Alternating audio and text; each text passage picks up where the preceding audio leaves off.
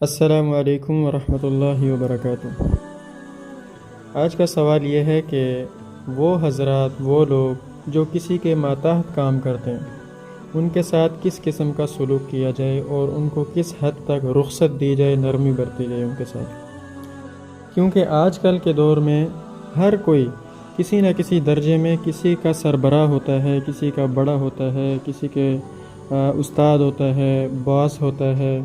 یا کسی دفتر کے اندر بڑا عہدیدار ہے یا کلرک ہے۔ تو ہر کوئی نہ کوئی بندہ کسی نہ کسی درجے میں کسی کا سربراہ ہوتا ہے۔ جس طرح خاوند ہے تو وہ اپنی بیوی کا سربراہ ہے، والد ہے تو وہ گھر کا سربراہ ہے، اور اسکول ہے تو وہاں پہ پرنسپل سربراہ ہے، اور اس کے ماتحت جو اگر استاد ہے تو وہ نیچے اسٹوڈنٹس جو ہیں، اور اسی طرح مدرسے کے اندر کوئی مدرس ہے تو وہ طلباء کا جو ہے نا بڑا ہوتا ہے، رہبر ہوتا ہے اور رہنما ہوتا ہے۔ تو کس طرح کا معاملہ رکھا جائے؟ تو سب سے پہلے تو آپ صلی اللہ علیہ وسلم کا ہم عمل دیکھتے ہیں، تو اس میں ہمیں حضرت انس رضی اللہ تعالیٰ عنہ، جو آپ صلی اللہ علیہ وسلم کے غلام ہیں، تو وہ فرماتے ہیں، یقول انس بن مالک رضی اللہ عنہ خدمت رسول اللہ صلی اللہ علیہ وسلم 10 سنین، کہ میں نے آپ صلی اللہ علیہ وسلم کی 10 سال خدمت کی ہے۔ فما قال لشيء فعلته لما فعلته،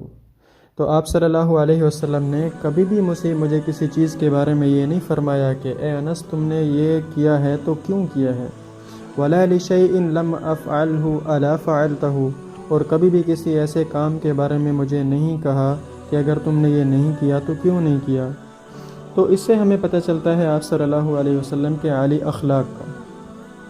تو اگر کوئی شخص کوئی ماتحت ہے، جس صورت میں بھی ہے، تو اس کی 2 صورتیں ہیں۔ نمبر 1 کہ وہ قانون سازی کے اندر آپ کے پاس آیا ہے۔ ایک طالب علم آپ کے پاس داخلہ لیتا ہے آپ کے ادارے میں، یا کوئی نوکری کرنے والا آپ کے ادارے میں کوئی نوکری حاصل کرتا ہے، تو سب سے پہلے ظاہری بات ہے آپ کے کچھ ادارے کے قانون ہیں۔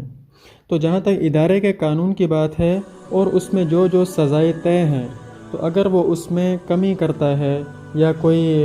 ایسے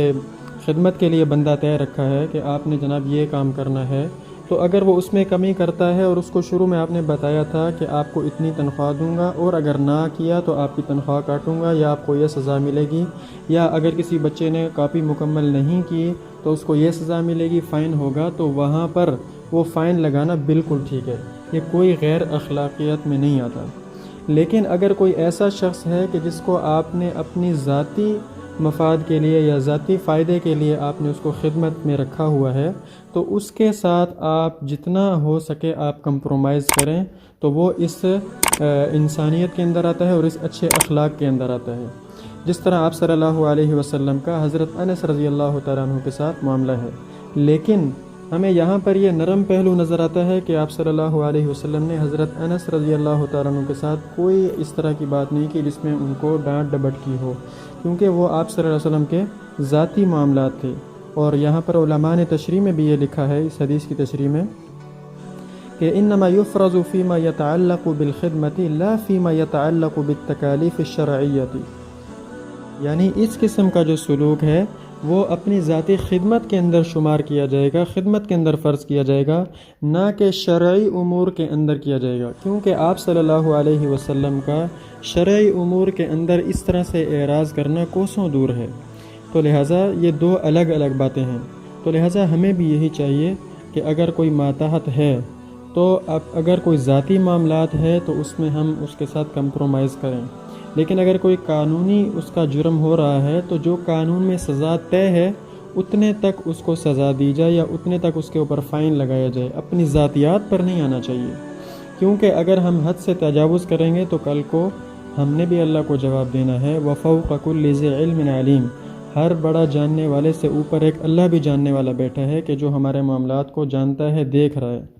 اللہ پاک ہم سب کو عمل کی توفیق عطا فرمائے۔ السلام علیکم ورحمۃ اللہ وبرکاتہ۔